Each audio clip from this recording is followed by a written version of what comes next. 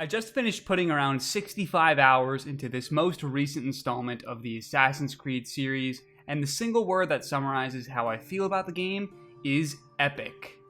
Epic not just because it was huge in terms of scope and size, but also because it is a long narrative poem in elevated style recounting the deeds of a legendary or historical hero.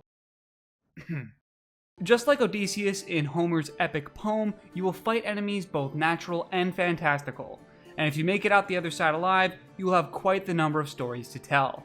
So come and join me while I talk about what I think about Assassin's Creed Odyssey.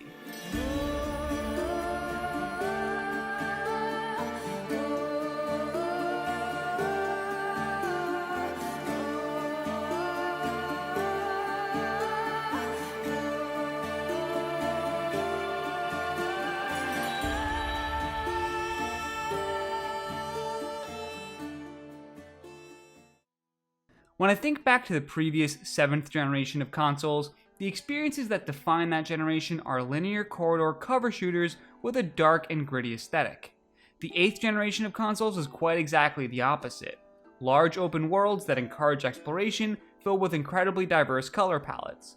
How you feel about Assassin's Creed Odyssey I think largely depends on how you felt about this generation of consoles, because Odyssey is exactly that. It takes the best gameplay systems from this generation's best games and mashes them all together. One look at the options at the top of the pause menu will clue you into just how many overlapping systems are at play here.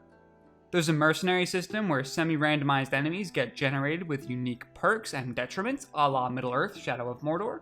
There's a loot and item rarity system whose upgrades and even color scheme parallel looter shooters and MMOs like Destiny and World of Warcraft. Above all, the most obvious comparison to draw with a lot of the game's systems is to The Witcher 3. The dialogue system, both in terms of function and visuals, is nearly identical. There's a protagonist whose profession encourages them to take on any old odd job for cash to encourage side quests, and even the horse controls are not super graceful. Assassin's Creed's greatest strength is how it pulls all of these disparate units into a cohesive experience.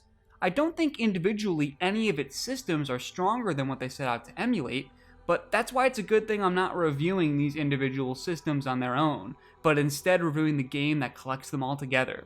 Greater than the sum of its parts, Odyssey's blend of this generation's greatest is absolutely addictive.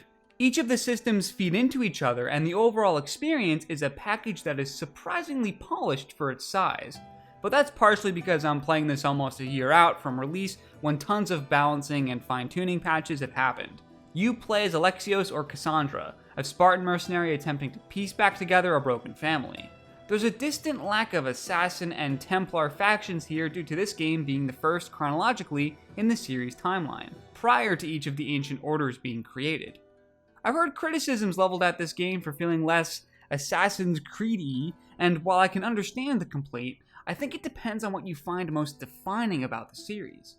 What I expect out of an Assassin's Creed game is here in spades, including but not limited to an incredibly stunning realization of an important ancient setting, the appropriation of historical figures from the culture who are all very coincidentally friends with the player character, a story that goes absolutely off the rails into the fantastical and religious in the final act.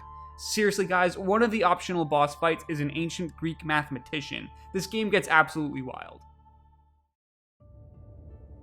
Odyssey carries the series' torch by picking up where Origins left off and making a few key improvements.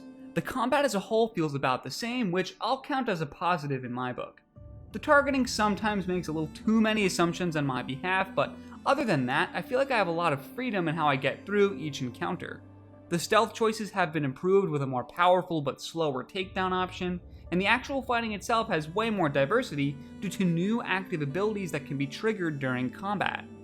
These range from powerful multi-strike flurries to more tactical moves like removing an enemy's shield or healing up after receiving too much damage. These new abilities add a lot to how you'll play through each encounter, and this level of choice extends to your out-of-combat decisions as well. Loot and gear has a much bigger impact on how you play than ever before, and what's surprising is how simple it all is. I've never really been one to get myself super devoted to acquiring gear or optimizing my loadouts, but Odyssey pushed me closer to that than I've ever been before. I think it had that effect on me not despite how simple the system was, but because of how simple the system was. Your stats are broken down into assassin damage, which is the damage you inflict from stealth, warrior damage, which is the damage you inflict in melee combat, and hunter damage, which is the damage you inflict with a bow and arrow. All of the items you collect will instill a % increase on one of these 3 stats, in addition to some other beneficial perks such as reduction of cooldown. The fact that everything is broken down into % increases makes it really easy to compare 2 items and not get too in the weeds with specific numbers, though the game does have plenty of in-game tables if you wanted to go that route. There's also an upgrading system in place that allows you to power up early game equipment to be just as viable in the late game. This incentivized me to invest more into gathering all of the game's legendary equipment because I knew I could take it with me to the harder late game challenges.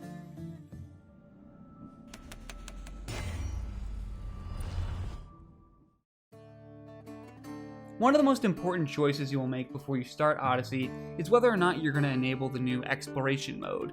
It seems that Ubisoft has taken some of the criticisms leveled against the checklisty nature of their games quite seriously, because this new feature targets exactly that feeling. Key locations on the map don't get revealed to you by default.